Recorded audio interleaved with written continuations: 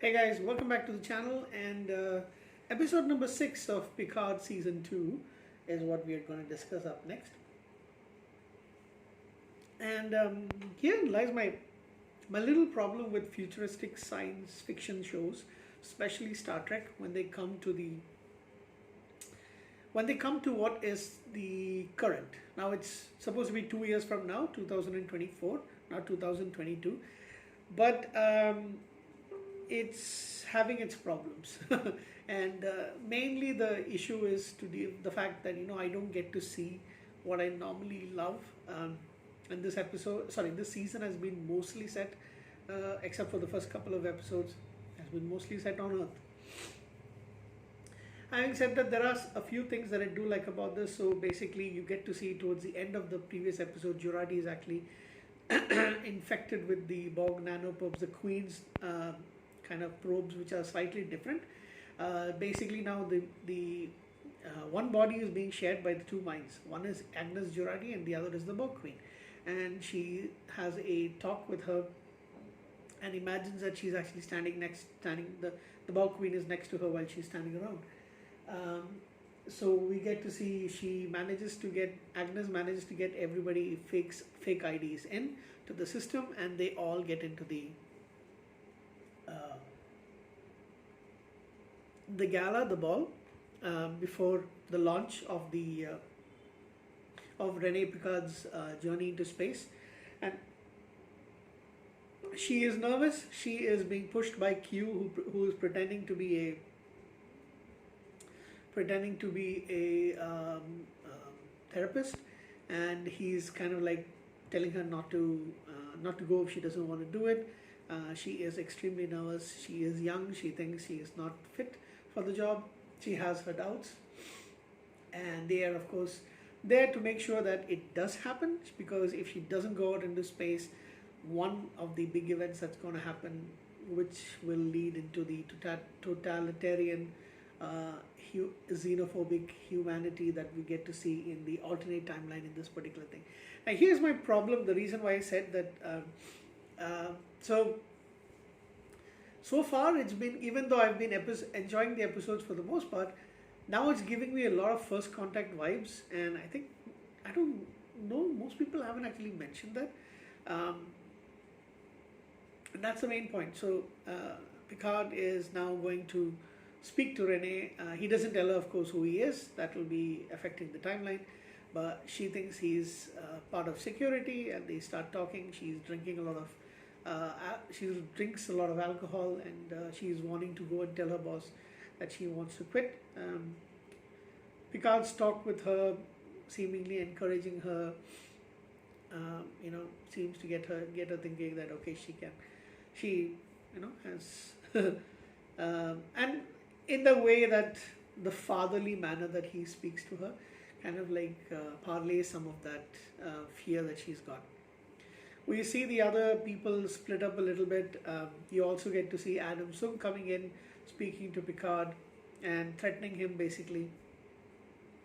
Agnes is supposed to, one of the highlights possibly of it's a highlight, but at the same time it's like so predictable. She's supposed to give off a distraction, and Agnes' way of distracting is using the force of the Borg Queen. She managed to distract everybody by singing a song, and she's talented. She looks gorgeous in the dress. Have I mentioned that, by the way? I don't know what song it is, but I've never heard that song before. But she sings it, she gets applause, but the rush of endorphins that actually goes into her for being cheered on and all that stuff is more than enough for the Borg Queen to now take control of her. And I was predicting this to happen. Still not sure if she's going to be the Borg Queen that we see in the first episode. Some people say it could be Seven of Nine. It could be Rene Picard. It could be even Picard's mom. We don't know. We also see Raffi struggling with her.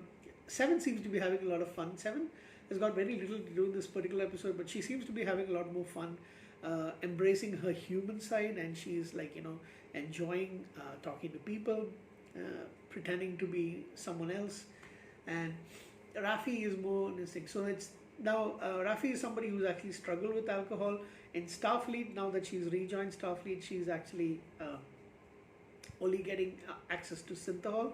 So it's not the real stuff, as we've seen in Star Trek many times, especially from TNG onwards.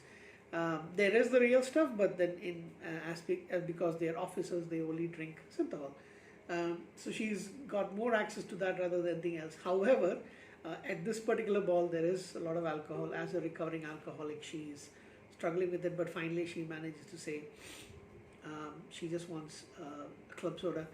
Um, Captain Rios is also enjoying himself. He's also smoking what he says are real cigars. So basically, what you see him smoking till that time, season 1 and up till now, season 2 is fake cigars. So maybe they're not really harmful for you. And I actually thought this would be a nice thing before this actually came up. Like just like synthahol. Like for example, for me, I do have asthma, so I don't smoke. I did smoke when I was younger, as a teenager. I did smoke a little bit of cigarettes, and when I was 19, I managed to get some cigars, and I really enjoyed the fragrance, the smoking part of it, all that thing. So, if you get those kind of fake cigars that aren't bad for you, I would enjoy a cigar here and there, now and then. So, and if I were in the in this futuristic world, I would smoke a few cigars here and there and while enjoying some of that synthahol. Yes, and also you get to see that Corey, I guess she finds out that her father has been, she gets access to his system. She finds out that he's had a daughter. Daughter seemingly has passed away, and each reiteration he's been trying to. So she's a synthetic, I suppose. A product of genetic mutation, and he's got a lot of these clips about things going wrong, his experiments and all that. So she doesn't know who she is basically at this point in time. So you see that, and then when Picard is outside, Adam Sung hits him with a scar and then escapes. He is lying. Admiral is on the floor. Oh, sorry, on the ground. And then the team takes him to. They can't take him to an actual hospital, is what they say, because he's a synthetic now, and therefore, people of the current 21st century will have trouble, when they identify him in the hospital. So Rios suggests that they take him to the Hispanic daughter. I forgot her name, by the way. The Hispanic doctor who he met. So she's trying to, and she knows there's something up. They manage to stabilize him. However, he is not actually in a coma, but he's not responsive. So they're actually waiting to see what happens. So she goes and she says she's got to go back to her child, and she knows something's up, but she doesn't. She trusts Rios at the same time. So I have a kind of feeling, and this has also been said by a couple of others, Rios may actually stay back in this time period. He may actually decide not to go back to the future, because he's got this feelings for the Doctor, and apparently they both have flirted. So I'm guessing that's a possibility. I don't know. We've still got 4 more episodes to go. So, however, I get this funny feeling that he might actually stay back, and like I mentioned, either Rafi, Picard's mom, or Seven becomes the new Borg Queen. I don't know. It's all kind of surprising. Oh yeah, the one of the best things about this particular episode, that you get to see the OV. What is the name of that spaceship? The shuttle, actually. OV-165 shuttle. You actually see this in the opening credits of Star Trek Enterprise, and this is supposed to be something which actually leads into future flights, and what do you call it? Before the first warp engine is created. So that's a nice bit of look back at or a handshake kind of thing to Star Trek Enterprise and its continuity. The other thing is basically some of the scenes are very similar to Sitting on the Edge of Forever from the original, Kirk's era TOS, Kirk and Spock era TOS. I get that vibe totally. So now we don't really know what's going to happen. We shall see. But I am not really enjoying it as much as I thought I would enjoy this particular episode. So like I said, we still got 4 more episodes to go through. I might, enjoy them a little bit more than this one. I don't really know what to give this particular. I think I'm going to give it a 7 maybe out of 10. Very predictable.